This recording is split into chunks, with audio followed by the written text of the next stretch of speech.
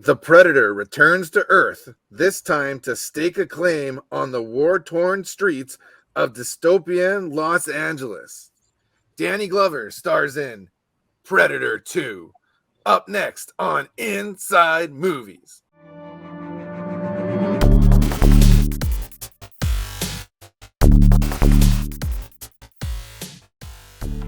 Hey guys, welcome to another episode of Inside Movies. My name is George McHale. I'm a comic book maker, and I am joined by editor-in-chief of Merc Publishing, Murphy, novelist Andrew Buckley, and writer-illustrator GMV Kamichak. Thanks everyone for being on the show. Let's get into it. Let's talk about Predator 2. Let's talk about the good. What'd you like with it? Let's just call it Predator the best. Yes. Let's just call it Predator the best. It's possibly the best. Until Prey, it was indisputably the best Predator movie. And I want you to hold your disputes till the end, George. And, maybe now that Prey is here, I can give up the top spot to Prey, but only by a fraction, only by the hair on Danny Glover's The tip of his widow peak. Yeah, just the tip of his widow's peak. Oh my god, he's getting too old for this shit, but it was awesome. It's entertaining. I will give it that. It's fun. Mm-hmm.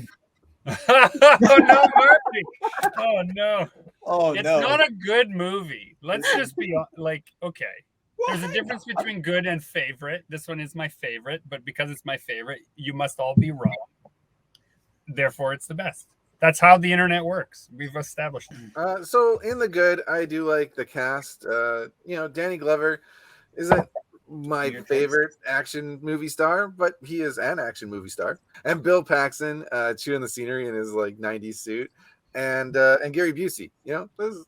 I like the cast. I don't blame them for this movie.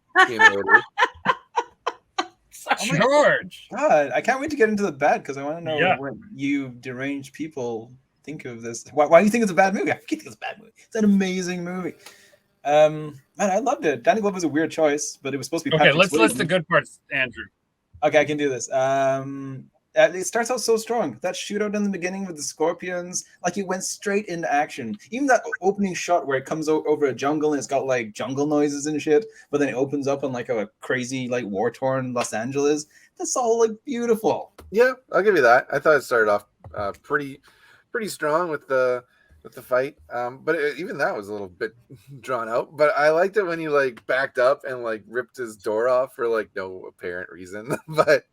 He's hanging out the door. So he could lean his enormous action hero body out of the car while he was driving. It's not for no reason. There's some subtle storytelling in there. I can see how you would miss the subtlety of the door being ripped off and him leaning out. I could see that.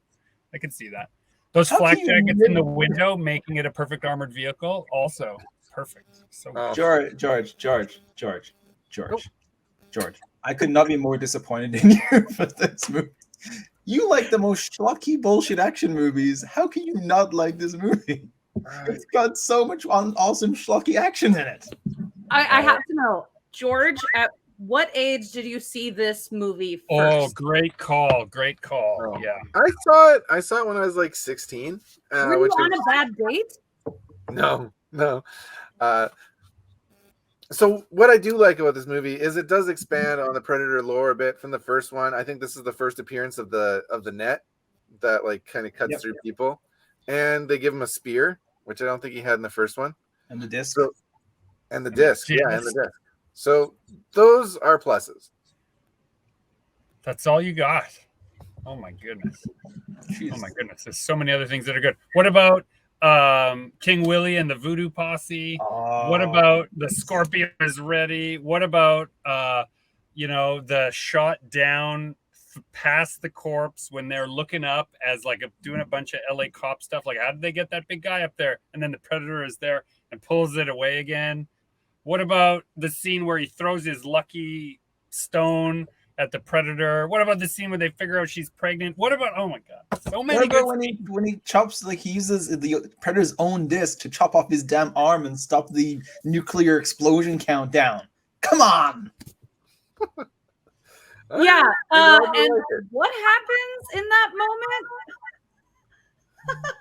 He stops the countdown from the bomb going off. He literally cuts through the device. What about the shit happens? Well, shit does happen. It does happen. It does happen. The The Predator whole is being point- accurate. Yeah, Predator like lifts the moments and throws them back at you, and that's like what he does. That's okay. I admit that part's dumb. Murphy, I can't. Mimicking. I'm lying through my teeth. I don't like that part. We're but still in the good, you jerks. Right. Oh yeah, right. But I really do like the way that they tried to incorporate the Predator hearing the sounds, the dissing, and throwing it back at each other. I like that. And the alien skull. They put an alien skull in his trophy Oh, case. What a great know. like universe crossover. That Screw was you cool. guys. That was cool. I didn't mind the scene where he's kind of going through the subway train and Bill Paxton, because he had let his like partners die in the past, and so it was like he like stood off to like, you know, and had everybody leave the car, and then he got off. But I don't know. It for me, the Arnold Schwarzenegger one is just like, I gave it an A+. See our previous reviews of the very first Predator with Arnold Schwarzenegger and Prey, which we just reviewed last week. You know another story about a city where everybody gets killed? The Atomic No, I Age. don't, George. Yes, I do. It's called The Automatic Age, and you should definitely track it down at your bookstore or comic store. You can order it wherever fine books are sold. It's a story of a whole bunch of killer androids that show up one Christmas Eve, one per every person on the earth, and it doesn't end well for humanity. If you need a blood-soaked read, it's waiting for you. So I've included a link to GMB Kamichuk's website. You can go on his store and buy the book right from him. Why not do that? And let's get into the bad now. What did we not like about Predator 2? That George didn't like it. That's, All right, that's number one on my list. So what I didn't like about it is that like all the kills are off screen, like all the time. It pissed me off so bad. He's like turning invisible and like fighting. I'm like, I'm over this invisibility thing. I'm over the hemo or the heat vision hunting stuff. It was like they had no money to make this movie, or I don't know what the hell. No, there was a reason. Want to know the reason why most of the kills are off screen? Because they had to cut them.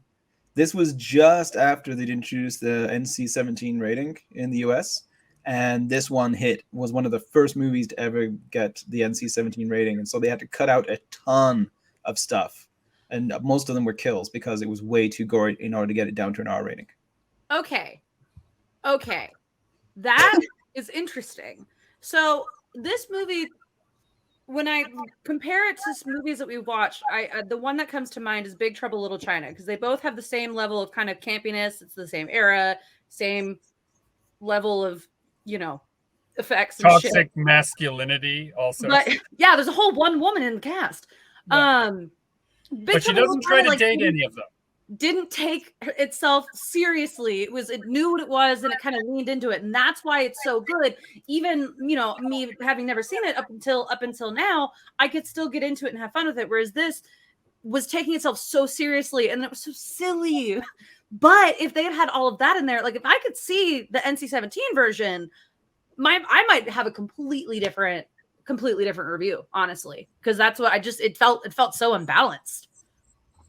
Another thing I didn't like about it was the Gary Busey character. I like that he knew about the Predators and was on a mission to like stop them, and in that way it, you know, harkens back to the first one, and they do nothing with it at all. Like he just gets killed like unceremoniously, and it's just like, what was even the point of this? He gets to shoot some cold gas out of his giant metal penis gun, though. He did. Right? Like his ineffectual puff out of his metal penis gun, and then he gets cut in half. It's the perfect early 90s homage to action movies and action stars, I think. His getting cut in half was way more gory too, and that was one of the things they had to cut out. But Peter Keyes was his character was replacement. The actual person who was supposed to be that character was Dutch, played by Arnie from Predator 1, was supposed to play that role where he's been employed by the CIA to hunt down these alien creatures, and he was supposed to be that character. And there was a dispute over $250,000, and Arnie said no. That is crazy. How do you not bring back Arnold Schwarzenegger over $250,000? George, you should start a crowdfunding campaign and raise the money and have Arnie reinserted now as the grizzled old veteran into that film. I'll bet it wouldn't even cost $250,000 with that. Like, what's it called? The creepy thing where you can put anyone's face on a body. Deep fake. Deep fake. I'll bet someone could probably deep fake that easy. I've watched that, the unrated version. We're talking about the bad, right? I don't really know if this is bad. It is bad, like from a strictly, if we're now treating this as like, is this a film review? Is this a good movie? It's not a good movie. It's just one of my favorite movies. It's not a good movie because all the characters are as unrealistic as the monster itself, right? Each of those characters is like every gritty cop cliche packed tight into that little cast, and they go super cop it up, but they're not super cop enough to stop the monster. So like I can look at it objectively and be like, that's utter garbage. But man, young Gregory, he ate that shit for breakfast.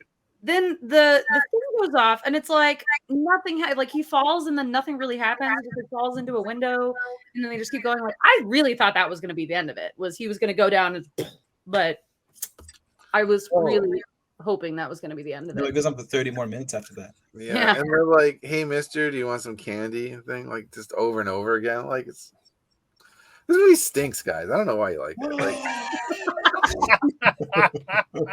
How did you bag on it? We did Hard Target recently, and you guys crapped all over that. And you got Jean-Claude Van Damme kicking people in the face, and here you got like Invisible Predator, like I don't know, shooting like voodoo henchmen guys. I'm like, what about a Hard Target Predator mashup? Oh, that would be amazing. Hard Target Predator. Now we're talking, right? Because they both have the sweetest mullets. And wasn't Jean-Claude Van Damme almost the Predator? Didn't we talk about that in that Predator review? That's true, yeah. He was the Predator, and then he figured out his face wasn't going to be on screen, and I think he left the project pretty quickly after that. All right, let's get into the skinny. Let's give our final grades for the Predator 2. I will give it 5 King Willie's decapitated heads out of 5 because I love the shit out of this movie. I saw it the first time on a bootleg VHS, and I've loved it ever since. Yeah, I also have to give it 5 out of 5 Danny Glovers, which is the highest ranking you can give a Predator movie. Right? That's just how it goes. Sorry, Dutch, but this is called The Speech. I only give it once, so you should listen up. It's over though. The Speech. That's nice. It's gonna get 42 Predator dreads out of a full mullet. 97, which is a full mullet. I'm sorry. That's just how I feel. Less than 50%. Yeah, I think that's my lowest rating so far. I'm gonna give it a C. Yeah, I think it's totally skippable. I don't like this one. I don't like it at all. I disagree with your grading system. Arnold Schwarzenegger's Dutch is the pinnacle of these heroes, in my opinion. You're breaking up. I can't quite hear you. And then Naru from Prey. Arnie didn't kill a predator. Danny Glover killed a predator. Oh my God! Yes. You know what? I have given something a lower review. It was Rambo. Sorry. Yeah, so it's a C for me, and yeah, all right. I hope I never have to watch that movie again because C stands for cool, ladies and gentlemen. You should watch it. It does not stand for cool, Greg.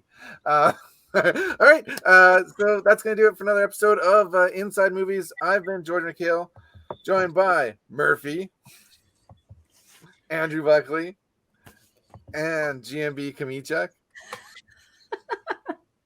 Follow along on our Facebooks, our Instagram, our Twitters, all those linked in the description of this video, and go check out Greg's website. There's a link also in the description of this video. Until next time, peace.